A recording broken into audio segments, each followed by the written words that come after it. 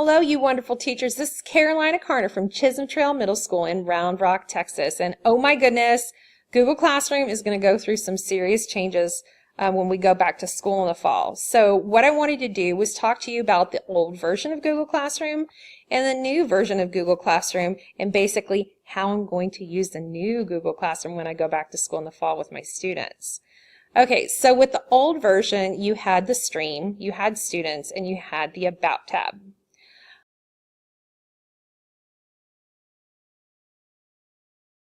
So with the stream, this is my example of the stream. The stream was this. I don't know if you heard that, but that was me demonstrating, me scrolling down and scrolling down and scrolling down to find something that I'd used in the past, or the kids trying to find an assignment if they were absent or they had to go back and look at something, and it was just like scrolling and scrolling and scrolling. So the stream is going to be used for a different function in the new version of Google Classroom. So let's look at what the new version looks like. So here's your stream, and the main function for the stream is to communicate with your class. If you'll notice down here, you've got your plus sign, and you can create an announcement. So the things that normally were in the stream before, like this section, your classwork section, you had your assignment, your question, your reuse, your post, that's all moved to classwork. So in the stream, what are some ideas of things that you can use? Well, I'm totally going to use something probably like this.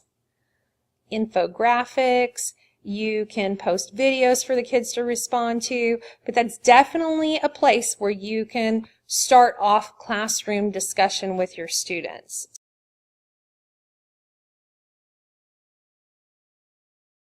Okay, and then this is the thing that I'm most excited about right here where it says classwork.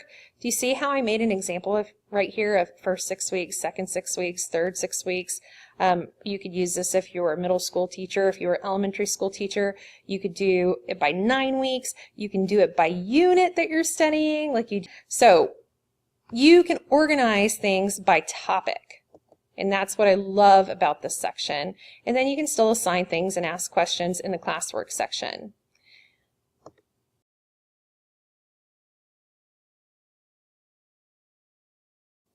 Okay, so in the classwork screen, when you go to create, you're going to notice that the announcements are gone. And when I first saw this, I was like, oh my gosh, what am I going to do? I use announcements for everything. And then I thought, oh my gosh, I love hyperdocs. I've not been using hyperdocs, and I should start to use hyperdocs, and that can help me with my whole announcement thing. So up here at the top, if you don't know what a hyperdoc is, here are several examples of wonderful hyperdocs that you could include in an assignment that take you through your lesson. So you just basically have to look at these templates that are available on this website, and then just figure out what way your brain kind of works. My brain works in the 5E model. So you can click on the template will pop up, then you can go ahead and see there are other people in here. You can file, make a copy of it, and I'm waiting for it to make a copy, and then I have a copy of it and it's in my drive. So then I would go back to here and I would go ahead and create an assignment, and then I can add my topic, which would be right now for first 6 weeks, and then I can go ahead and add my hyperdoc. And a hyperdoc is just basically a way where you can get all of your information in one concise place.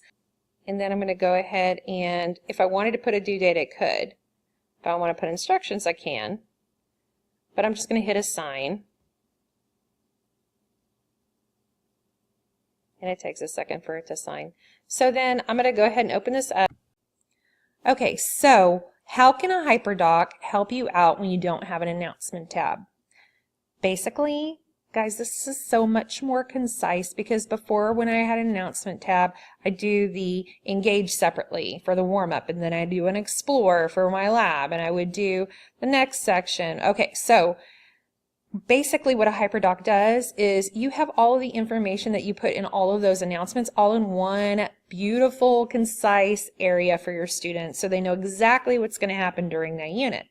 So for the Engage, say for instance I had a video, I could post a link to the video there for the Engage. And then for the Explore, we could have a lab where the class was, working on making an edible tostada. And then we could, for the Explain, the kids could take a picture and with their camera that's on their computer, and we could put it into a Google drawing, and they could label all the parts of the cell.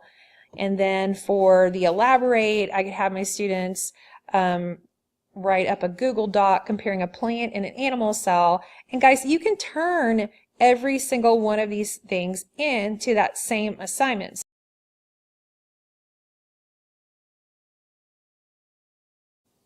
So let me show you what I'm talking about by you can turn in multiple assignments to your hyperdoc.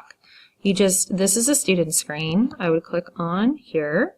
Here's my 5E lesson plan with all my links. I'm going to hit add, and then I need to turn in my assignments, right? So I'm going to go find those, and then I'm going to go ahead and hit upload, and see there's 2 of my activities that are going to be turned into my Google Classroom. And then it's as easy as that. So if you had 5 things on your hyperdoc, you could turn in 5 things on your hyperdoc and then just turn it in, and this is what your student screen would look like.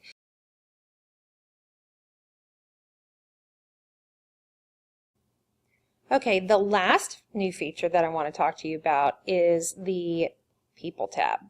And before I go to the People tab, I wanted to go ahead and show you this hot mess that we had before. If I wanted to look at my students, I had to go this screen. If I wanted to go to the teachers, I had to go this screen. So hello, going back and forth, toggling between these 2. How smart is it to put it all in one spot? Teachers, students, yay! This is awesome. So thank you.